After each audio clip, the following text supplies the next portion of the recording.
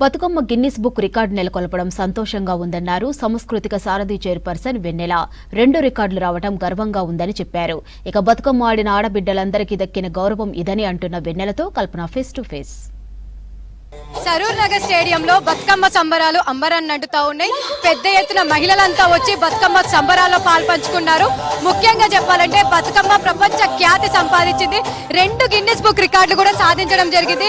మరి మనతో పాటు వెన్నెలకున్నారు, ఒకసారి మాట్లాడదాం. బతుకమ్మ పండుగ అన్నా కావచ్చు, తెలంగాణ ఉద్యమం అన్నా కావచ్చు, ప్రజాకవి గద్దరన్న గుర్తుకొస్తూ ఉంటాడు.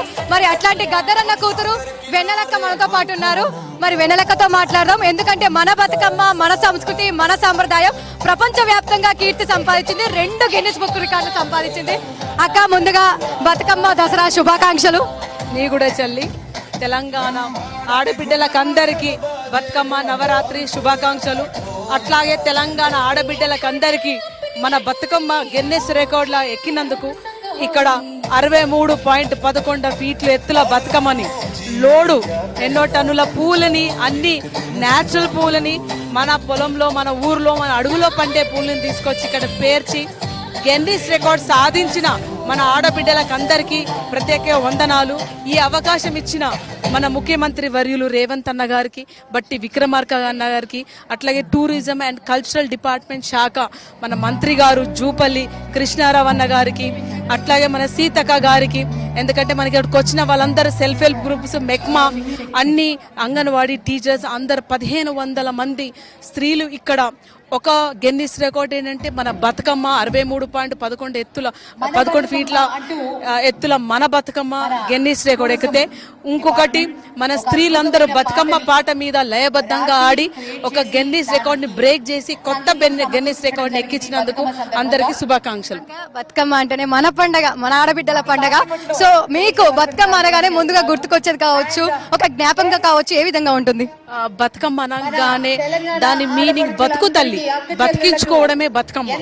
ఇప్పుడు పువ్వుల్ని ఎట్లా బతికించుకోవాలి, మన ప్రకృతాన్ని ఎట్లా బతికించుకోవాలని నేర్పింది బతుకమ్మ పండుగ. బతుకమ్మకు మరో రూపము స్త్రీ. మనం ఆడబిడ్డల్ని బతికించుకోవాలి, ఆడబిడ్డల్ని కాపాడుకోవాలి అని ఈ బతుకమ్మ మనకు నేర్పుతుంది.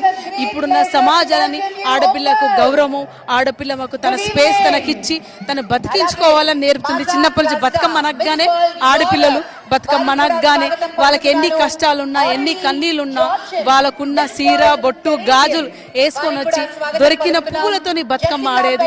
సో బతుకమ్మకు మరో రూపము స్త్రీ. స్త్రీని గౌరవించుకుందాము, స్త్రీని కాపాడుకుందాం, చిన్నారి బిడ్డల్ని కాపాడుకుందాం.